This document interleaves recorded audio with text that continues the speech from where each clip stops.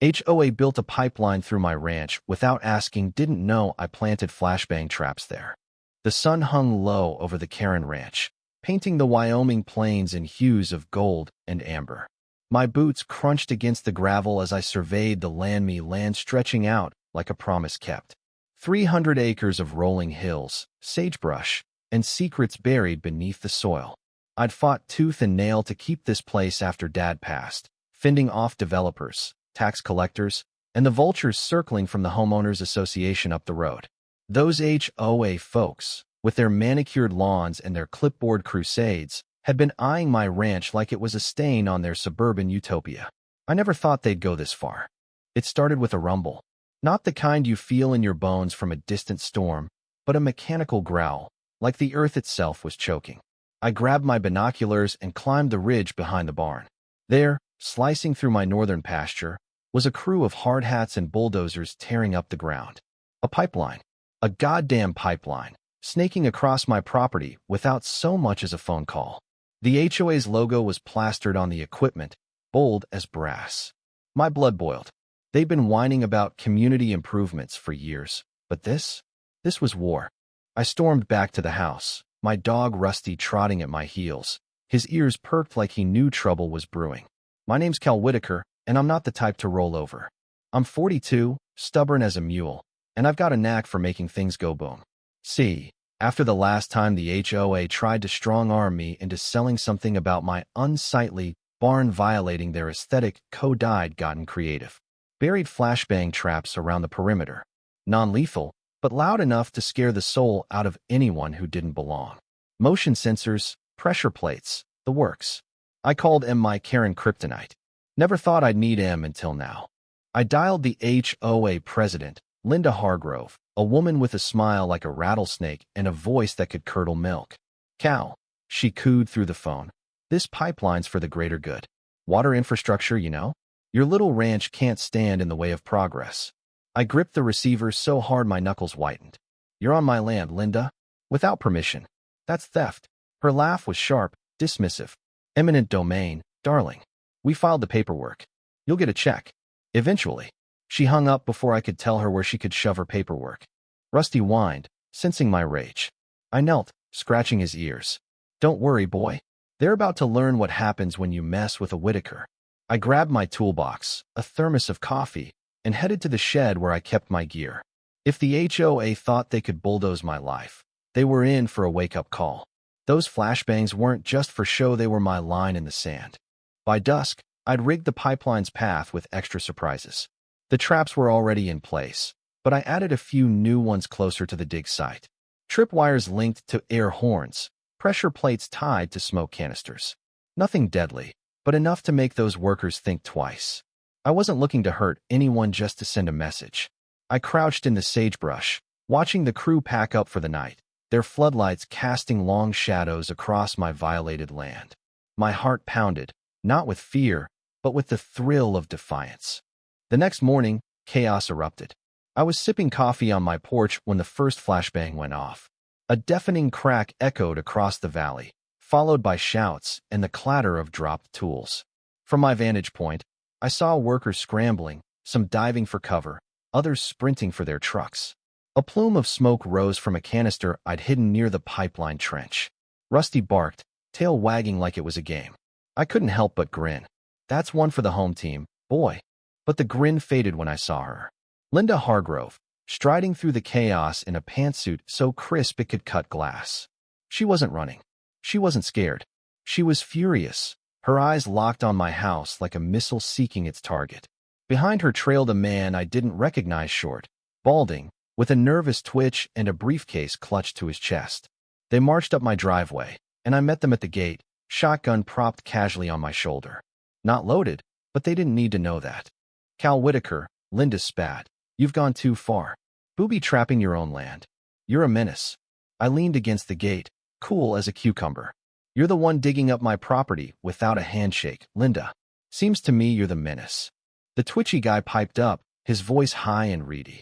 Mr. Whitaker, I'm Gerald Finch, HOA legal counsel. Your traps are a liability. You'll be hearing from our attorneys. I fixed him with a stare that made him flinch. You're on my land, Jerry. You don't get to lecture me about liability. Linda's eyes narrowed. This isn't over, Cal. That pipeline's going through, whether you like it or not. She turned on her heel, dragging Gerald with her. As they retreated, another flashbang detonated in the distance, punctuating their exit with a satisfying boom. I chuckled, but deep down, I knew this was just the opening salvo. The HOA wasn't backing down, and neither was I. That night, I couldn't sleep. The ranch felt different, like the air itself was holding its breath. I sat on the porch, Rusty at my feet, staring at the stars. This land was more than dirt, and grass. It was my father's legacy, my mother's laughter, every scraped knee and hard-won lesson of my childhood. The HOA didn't see that. To them, it was just a number on a balance sheet. I clenched my fists, vowing to fight until my last breath. The next day brought a twist I didn't see coming. I was checking the traps when I spotted a kid Calmed had been older than 16 poking around the pipeline site. He wasn't with the crew. His sneakers were scuffed, his hoodie too big for his skinny frame. He carried a sketchbook, and when he saw me, he froze like a deer in headlights. "I am not stealing," he stammered, holding up the sketchbook. "I'm just drawing the machines. They're cool." I lowered my shotgun, which I'd grabbed out of habit. "What's your name, kid?" He swallowed hard. "Ethan. Ethan Morales. I live in the HOA neighborhood." My gut twisted. One of Linda's people? But his eyes were wide, honest, not a trace of her venom. "What are you doing out here, Ethan? This ain't exactly a playground." He shrugged, kicking at the dirt. "Mom's always working. Dad's gone. I come out here to draw. Clears my head." I studied him, torn between suspicion and something softer. He reminded me of myself at that age, lost, looking for something to hold on to. "You know this is my land, right?" I said, softer than I meant to. He nodded. "Yeah. Everyone talks about you. They say you're crazy, but I don't think so. You just don't like being pushed around." I barked a laugh. Kid had me pegged. Against my better judgment, I let him stay. He sat cross-legged in the sagebrush, sketching the bulldozers while I worked. His pencil moved with a quiet intensity, capturing the world in ways I'd never seen. "Why flashbangs?" he asked suddenly, not looking up. I hesitated, then decided to level with him. "To protect what's mine. Those HOA folks don't care about this land. They just want to control it." Ethan nodded, like he understood more than a kid should. Over the next few days, Ethan became a fixture. He'd show up after school, sketchbook in hand, asking questions about the ranch, the traps, my life. I didn't mind. He was sharp, funny, and didn't carry the HOA's stink. But his presence complicated things. The traps were meant to scare off intruders, not kids like him. I started disabling the ones near his sketching spot, just to be safe. Meanwhile, the HOA doubled down. They brought in more workers, more machines, and a sheriff's deputy who served me with a cease and desist order. I tossed it in the fireplace. Linda's crew worked faster now, the pipeline creeping closer to my house. Every night, I'd sneak out and reset the traps, adding new ones to keep them guessing. It was a game of cat and mouse, and I was damn good at it. But then Ethan dropped a bombshell. One afternoon, as we sat sharing a thermos of coffee, insisted on trying it. Then grimaced at the tasty. He said, "Linda's my aunt." I nearly choked. "What?" He looked miserable. "She's Mom's sister. She's the one who got us into the HOA neighborhood after Dad left. But she's intense. Always talking about fixing things, like your ranch." I stared at him, my mind racing. Was he a spy? A plant? But his eyes were wet, his voice raw. "I didn't tell her I come here, Cal. I swear. I like it here. It's real." I wanted to believe him. God help me, I did. But trust doesn't come easy when you're fighting a war. "You tell anyone about my traps, Ethan, and we're done." "Got it." He nodded, clutching his sketchbook like a lifeline. "I won't. I promise." I let it go, but the seed of doubt was planted. The next morning, all hell broke loose. I woke to sirens and shouting. From my window, I saw sheriff's deputies swarming the pipeline site, their radios crackling. Linda was there, pointing at my house, her face a mask of triumph. A worker had triggered a flashbang, and this time, it hadn't just scared him, it had caused a minor injury. A twisted ankle, nothing serious, but enough for Linda to cry assault. The deputies marched up my driveway, cuffs in hand. As they read me my rights, I saw Ethan in the crowd, his face pale, his sketchbook dangling from his hand. Our eyes met, and I saw something there: guilt, fear, maybe both. Had he sold me out?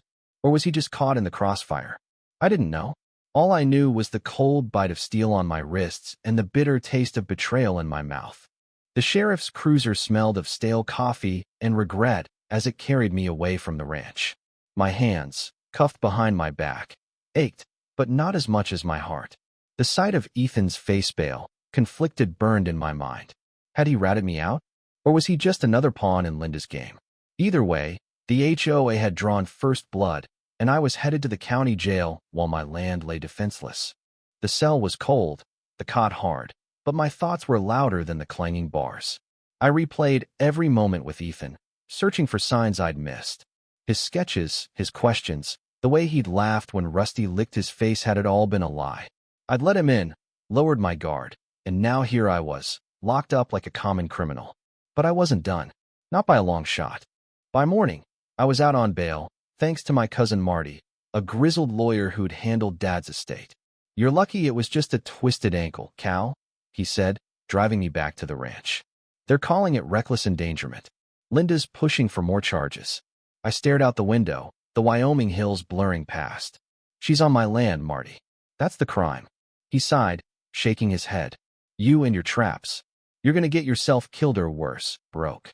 Back at the ranch, the pipeline crew was back at it, their machines roaring like they owned the place. Rusty greeted me with a frantic bark, but the air felt heavier now, tainted. I checked the traps. Most were still active, but the deputies had disabled a few near the injury site. Linda's crew was smarter now, moving cautiously, their eyes scanning the ground. Good. Let him sweat.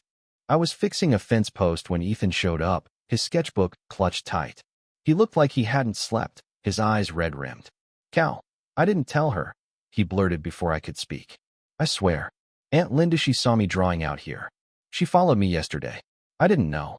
His voice cracked, and I saw the kid I'd come to like, not a traitor. But trust was a fragile thing, and mine was cracked. "Prove it," I said, my voice low. He blinked, confused. "How?" I pointed to the pipeline site. "Help me stop him. You know Linda's playbook. Tell me how she thinks." Ethan hesitated, then nodded, a spark of resolve in his eyes. "Okay, but you gotta promise me something, Cal. No one gets hurt." "Not really."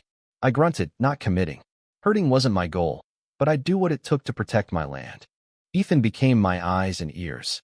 He'd overhear Linda's plans at family dinners, then slip me detailed schedules, weak spots, even the name of the pipeline contractor, a shady outfit called Apex Infra.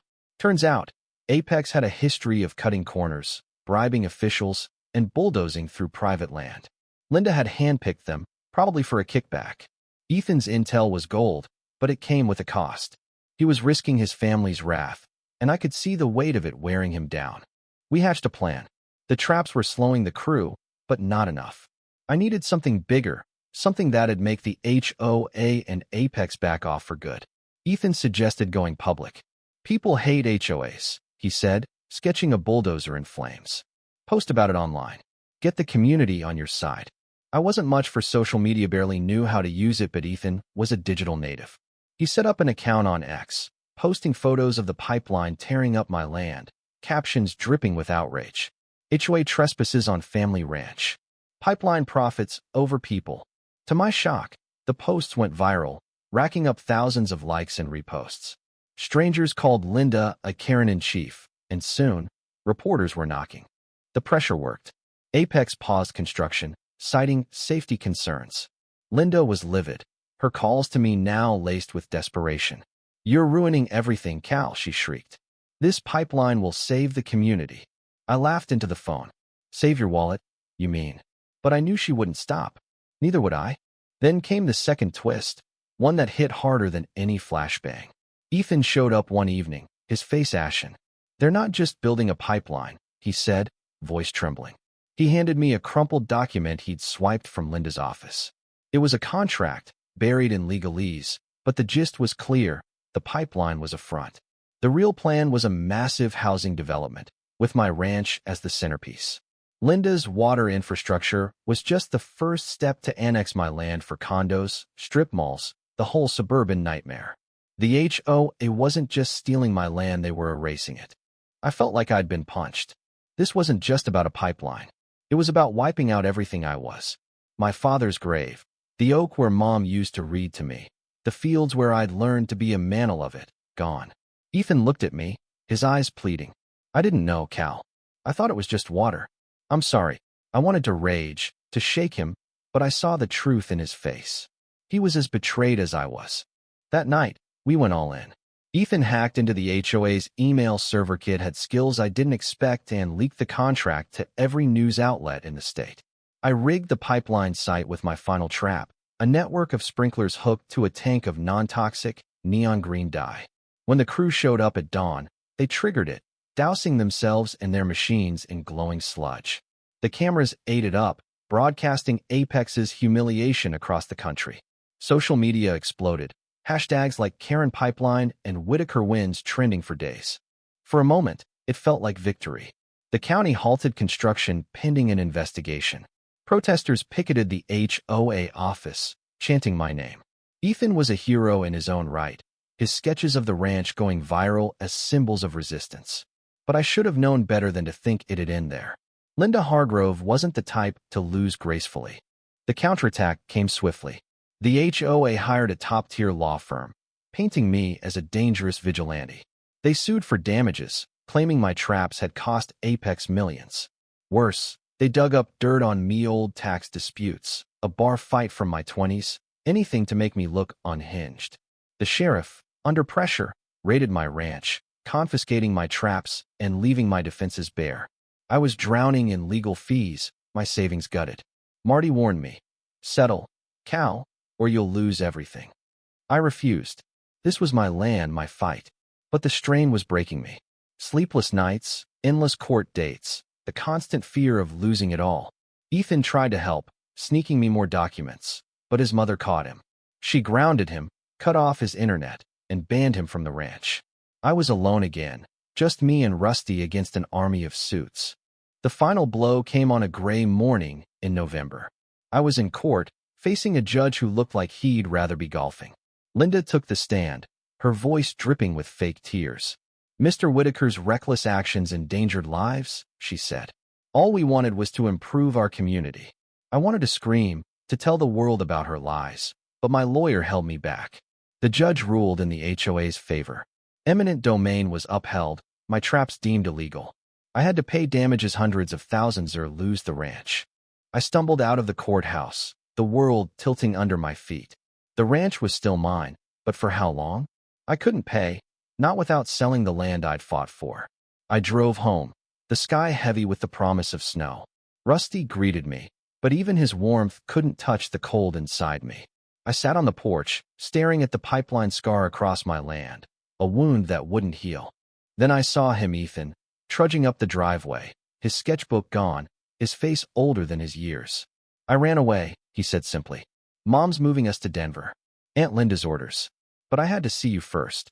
He handed me a folded piece of paper. It was a drawing of the ranch, not as it was now, but as it could be, fields green, the barn proud, me and Rusty standing tall. Don't give up, Cal, he said. This place, it's worth it. I wanted to believe him, but the fight was gone. I hugged him, sent him back before his mother called the cops. That night, I made my choice. I sold the ranch to a conservation trust, ensuring it'd never become condos, but it meant letting go. I moved to a small cabin in Montana, Rusty at my side, the Wyoming wind a memory. The HOA won, but not entirely. The pipeline project collapsed under public scrutiny, and Linda's reputation never recovered. Ethan's leaks had done their job, but as I sit in my cabin, staring at his drawing taped to the wall, I feel the weight of loss. I fought for my land, my legacy, and lost it to a system too big to beat. The ranch is safe, but it's not mine anymore. And that's a bitter pill no Flashbang can fix. What do you think? Was I right to fight with traps and defiance, or did I go too far? Was Linda the villain, or just another cog in a broken machine? Share your thoughts, right or wrong. I want to hear them.